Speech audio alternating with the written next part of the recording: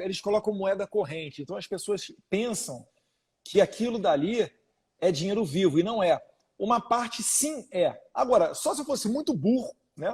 Se eu fosse um retardado mental para fazer um ilícito, pegar dinheiro vivo e declarar na escritura. Porque o meu apartamento de Copacabana, que eu comprei de 2010 para 2011, essa história é antiga, tá? Eles só estão requentando.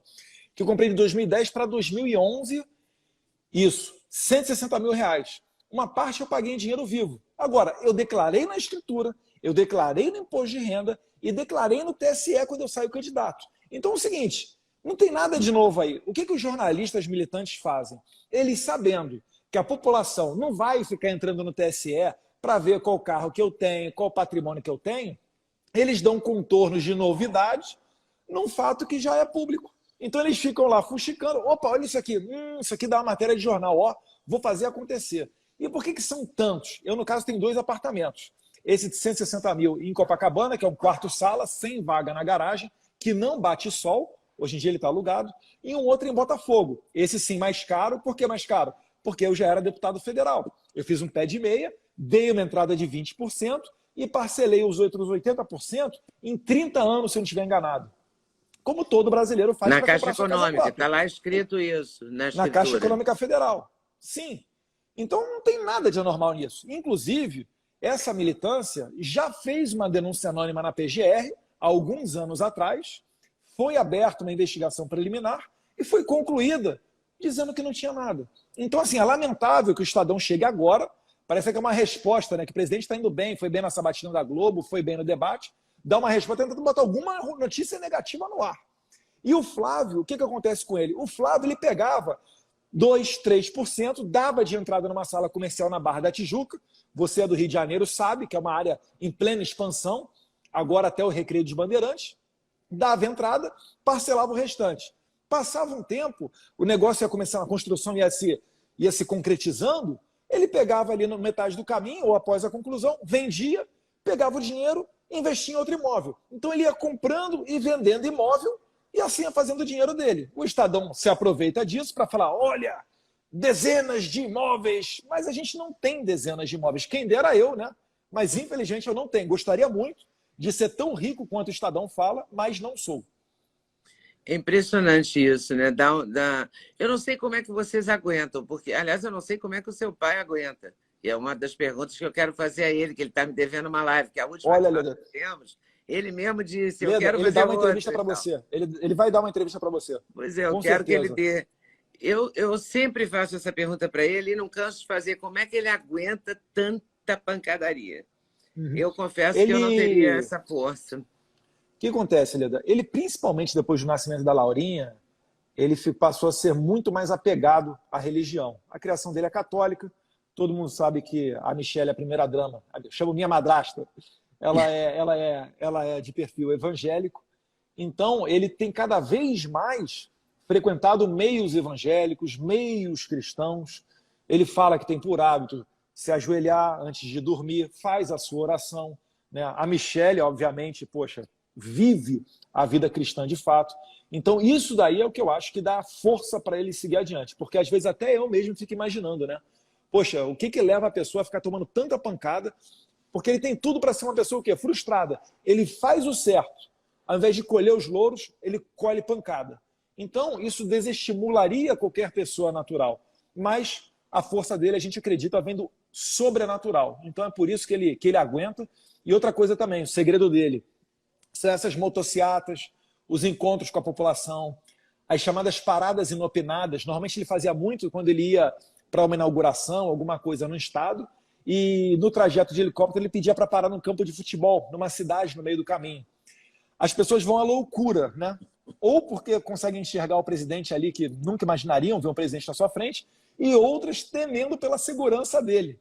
Vídeo agora em Curitiba, eu não sei se foi alguma coisa, a imprensa falou que foi um ovo, eu não consegui ver o que era, mas que arremessou alguma coisa contra ele, ele só se esquivou e continuou. Até esqueci o que eu estava falando. Mas, enfim, isso daí recarrega a energia dele. Você estava então, falando quando ele fala com a população, que ele vê o mundo real, ele se recarrega as baterias.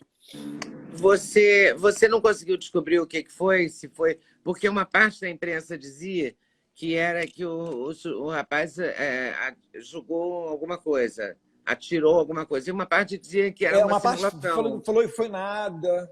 Foi o quê? Desculpa, Leda. Alguma parte da imprensa dizia que ele jogou um objeto. E parte da imprensa diz que ele só simulou o ato de jogar. Você chegou a falar com seu pai? Porque no meio dessa confusão você consegue falar? Não, né? Não consegui. Não consegui falar com ele, mas ele já é bem grandinho, ele sabe o que ele faz. E ele mesmo diz que se for para morrer vai ser lamentável, só por conta da Laurinha, né, que ainda tem 11 anos de idade, mas que ele entende como uma missão. Então ele não se permite, Leda, ficar longe da população. Eu acho que esse daí, inclusive, é o objetivo dessas pessoas que ficam fazendo ameaças ainda aqui pela internet, ou esse caso que aconteceu dessa pessoa aí, desse bandido aí ter tacado alguma coisa nele, ou ameaçado tacar. Eu acho que isso daí é para assustar ele. Porque se ele estiver longe... Qual é o segredo do impeachment? Como é que aconteceu? Vamos lá, como é que aconteceu o impeachment da Dilma e do Collor? Foi um combo. Não vou entrar no mérito. Foram momentos de crise econômica e baixa popularidade do presidente. Os dois. Com a pandemia, estava se desenhando uma crise econômica clara. E aí o que aconteceu? Só faltava baixa popularidade. Mas eu não sei se você vai lembrar, Leda, foram 8 finais de semanas consecutivos onde pessoas foram às ruas. Não foram grandes manifestações, algumas delas maiores, outras nem tanto, mas as pessoas iam de verde e amarelo final de semana, um sábado, domingo, em Brasília, algumas vezes em São Paulo, até que um grupo, democraticamente, junto com uma torcida organizada, a Gaviões da Fiel, né, desceu o sarrafo no pessoal de verde e amarelo lá em São Paulo.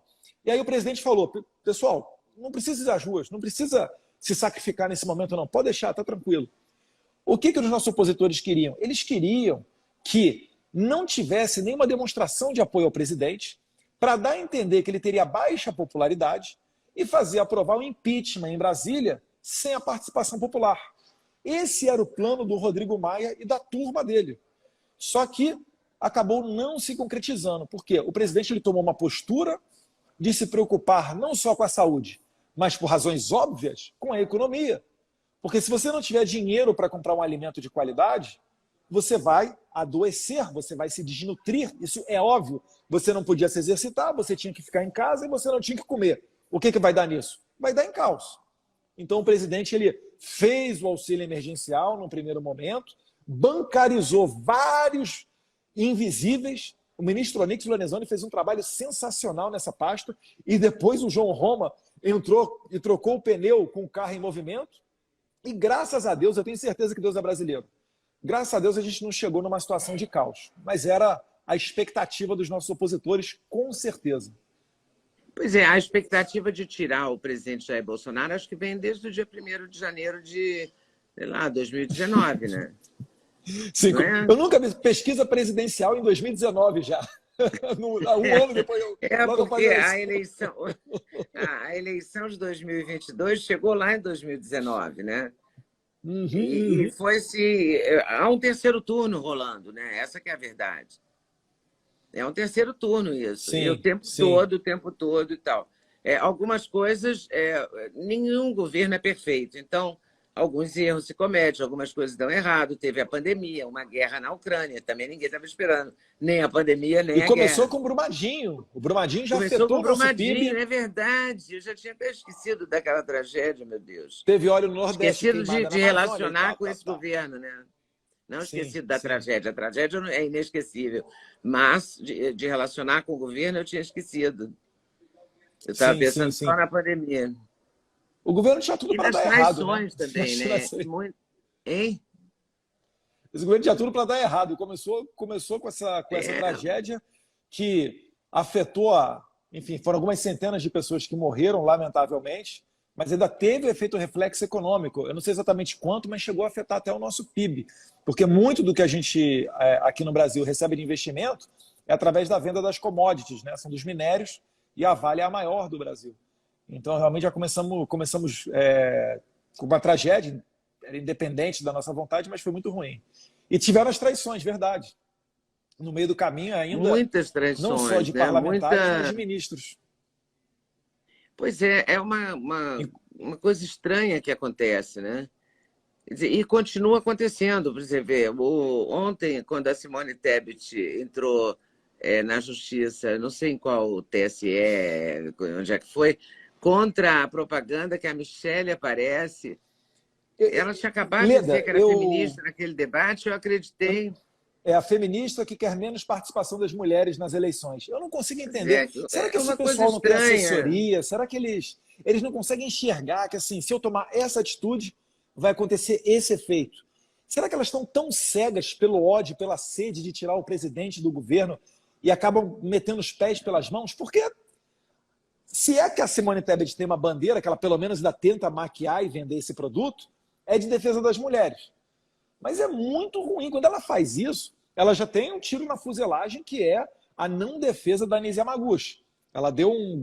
A Simone Tebet deu um duplo twist carpado no debate para dizer que não, depois meu partido se posicionou. Ficou feio. Ficou feio. E aí depois essa da Michelle. Então o que acontece? A gente não precisa nem fazer muita coisa. O que eu fico fazendo nas redes sociais? Eu compartilho essas notícias da Simone Tebet, o que ela anda fazendo, né, entrando na justiça. Eu compartilho os vídeos da fala do Lula. Eu não preciso fazer nem muita coisa. No Brasil, que, aliás, ontem ele elogiou aquele senador Otto por ter esculachado a Anísia Yamaguchi. Você viu isso? Olha, eu também vi. Usando esse termo, esculachado. Eu vi um vídeo que não é de ontem, Leda. Um vídeo deve ter alguns meses já, em que ele fala do lado do Otto Alencar. Não sei se ontem ele repetiu, tá? Mas em que ele fala... bom, pode não ter sido ontem. Eu vi ontem no Twitter, mas pode não ter sido ontem. Mas ele fala... Mas, enfim, que seja 3, 4 meses atrás e ontem, mas vai ele dar o mesmo efeito. Ele dá os parabéns. Ele dá os parabéns. Orgulhoso do Otto ter esculachado a doutora Anísia. Aí eu pergunto para você, Leda, que está aí no meio do pessoal do jornalismo. Será que esse pessoal do Lula, ele não fica confortável por frequentemente não ter ninguém para dar um embate nele, para dar um choque de realidade nele, nessas entrevistas? Porque aquela entrevista com o Bonner e a Vasconcelos foi um chá das 5, vamos combinar. Né? Eu não vejo ninguém chegando para o Lula. Lula, olha só, vem cá. Você está falando aí que vai furar o teto de gastos. Você está falando aí que vai liberar o aborto, que vai confiscar as armas, fechar clube de tiro. Você deu uma escorregada lá, falou que policial não é nem gente, que pastor é farofeiro. Será que ninguém consegue chegar para ele e falar que isso daí, até para ele, que é, na minha opinião, um mentiroso quanto mais, não é saudável para a campanha dele? Ou será que ele está garantido na fraude? Ou será que ele vive essa bolha tanto que isso já entorpece a cabeça dele e deixa ele confortável para falar esse tipo de coisa? Porque se o Bolsonaro fala 10% disso, Leda, ele vai preso. Se o Bolsonaro fala que parabéns para alguém porque esculachou uma mulher, se ele fala das mulheres de grelo duro, se ele vai nessa linha, eu falo, meu Deus do céu, destroçam o presidente Bolsonaro. São 2 pesos, 2 medidas em todos os poderes, né, também. Então é muito, muito difícil, eu acho. Que deve ser muito difícil. O que você espera dessa eleição? Porque o Boulos disse aqui numa live que eu fiz com ele, que depois eu coloquei no meu canal do YouTube, que ele quer ganhar de você de qualquer jeito. Ele vai ser mais votado que você. Ele queria até... Ele me propôs... eles me provocam também. Ele me propôs fazer uma live com você e com ele, simultânea, entendeu? E aí, o que acontece? O Boulos... É que o Boulos, esse pessoal que não tem luz própria, ele não tem o que apresentar. Né? O Boulos é uma pessoa conhecida por invadir a propriedade dos outros. É uma prática totalmente abominável pelos brasileiros. Ninguém concorda que uma pessoa entre no apartamento ou na casa de alguém e passe a morar ali sem ter trabalhado para pagar o aluguel, ou pagar o apartamento, ou construir a casa. Enfim. Então, como ele não tem luz própria, ele procura escalar em cima de mim. E não é só ele, não. Tem vários outros que procuram rivalizar comigo, justamente por essa votação incrível que eu tive na eleição de 2018.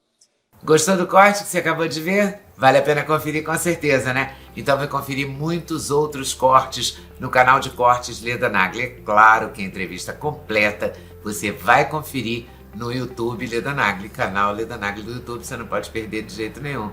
Valeu, tô te esperando, hein? Vem nessa!